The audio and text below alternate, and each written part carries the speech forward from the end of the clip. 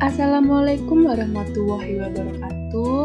Halo teman-teman, perkenalkan nama saya Alianti Salsabila. Kali ini saya akan membahas tentang persamaan dasar akuntansi, materi pelajaran pengantar akuntansi untuk SMK kelas 10. Yuk langsung saja disimak.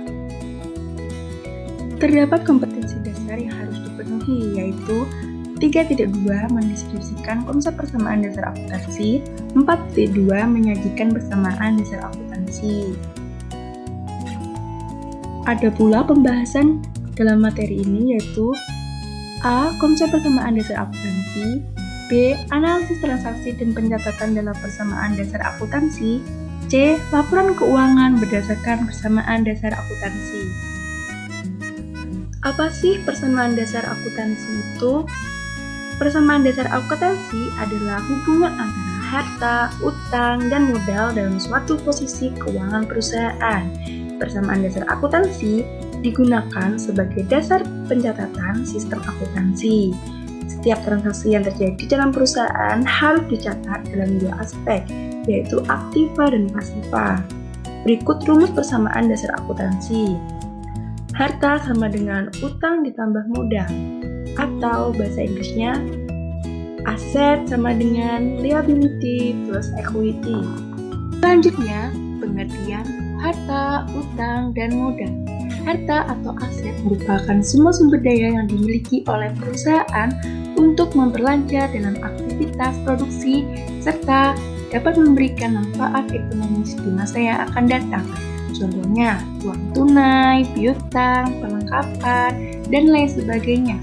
Lalu, utang atau liabilities merupakan kewajiban yang harus dibayar kepada pihak kreditur.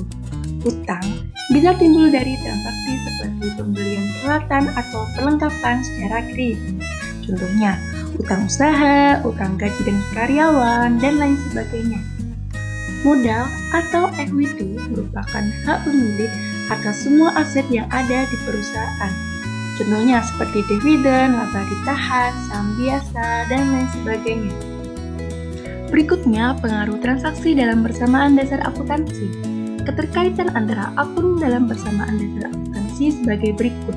Pertama, transaksi yang mengakibatkan perubahan harta dengan harta, seperti pembelian aset secara tunai, penerimaan pembayaran piutang usaha, penjualan aset secara tunai.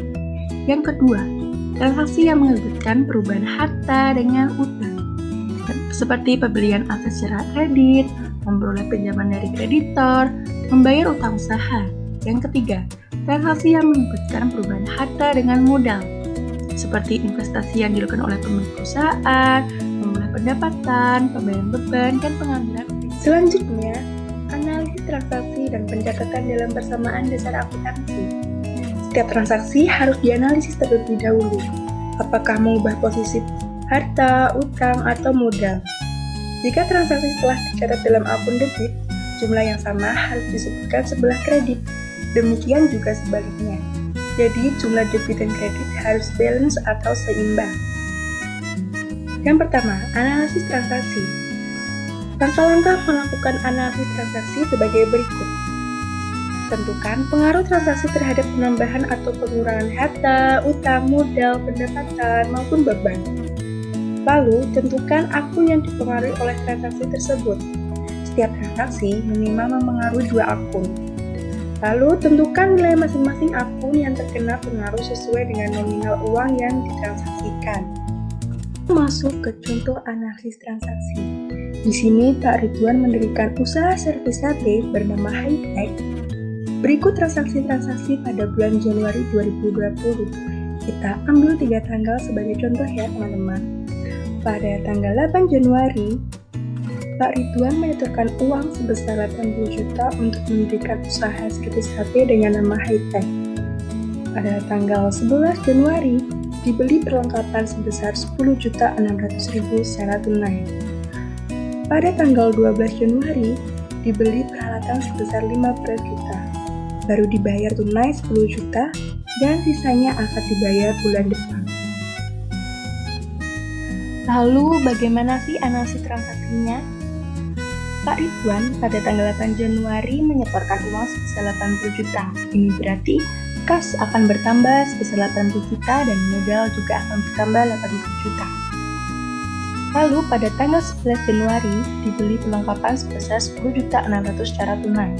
Jadi berarti perlengkapan akan bertambah sebesar 10.600.000 dan di saat kita membeli perlengkapan pastinya kita akan mengeluarkan uang atau kas. Maka kas akan berkurang sebesar 10.600.000.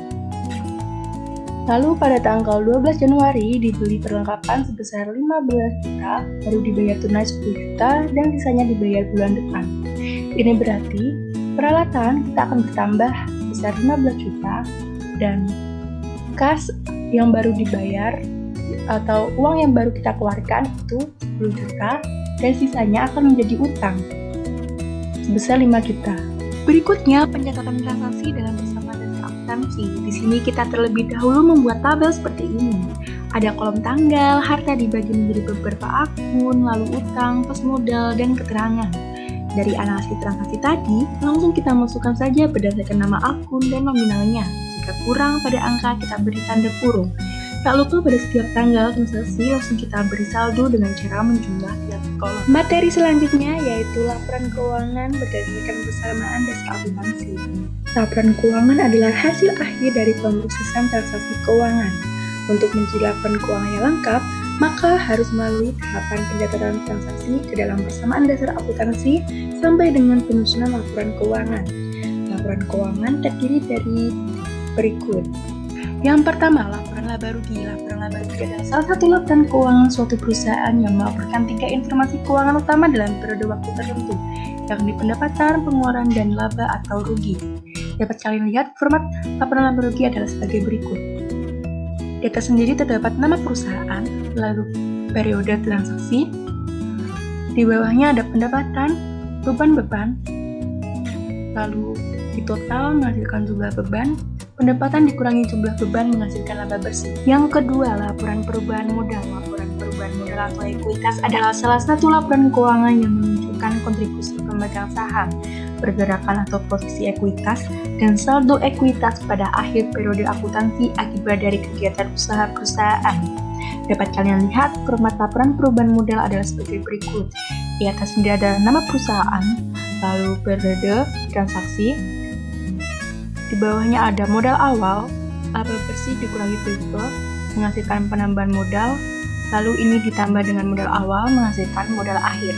Yang ketiga, neraca. Neraca atau biasa disebut laporan posisi keuangan adalah menunjukkan posisi dan saldo aset, utang, modal perusahaan pada suatu periode tertentu. Neraca harus menunjukkan jumlah angka sebelah debit dan kredit harus balance atau seimbang. Jika tidak seimbang, berarti ada kekeliruan yang harus dicari dan diperbaiki. Dapat kalian lihat format neraca adalah sebagai berikut. Di atas ada nama perusahaan, lalu periode. Di kolom sebelah kiri ada harta, di kolom sebelah kanan ada utang dan modal. Lalu kita jumlahkan harta-harta di kolom sebelah kiri dan kolom sebelah kanan kita jumlahkan utang dan modal. Yang keempat, laporan arus kas adalah salah satu laporan keuangan yang menunjukkan pergerakan kas perusahaan selama periode tertentu.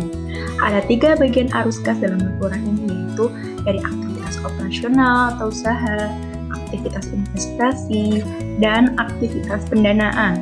Dapat kalian lihat format laporan arus kas adalah sebagai berikut. Di atas sendiri ada nama perusahaan, lalu periode. Di bawahnya ada transaksi dari aktivitas usaha atau operasional, lalu dari aktivitas investasi, dan juga dari aktivitas keuangan, lalu dijumlah menghasilkan total arus kas. Di video ini kita sudah membahas apa itu konsep persamaan dasar akuntansi, bagaimana analisis transaksi dan pencatatan dalam persamaan dasar akuntansi, seperti apa format laporan keuangan berdasarkan persamaan dasar akuntansi. Jadi, persamaan dasar akuntansi merupakan awal mula dari segala proses akuntansi. Semua pencatatan transaksi sampai dengan laporan keuangan berawal dari konsep ini. Mulai dari laporan laba rugi, laporan perubahan modal, neraca, laporan arus kas.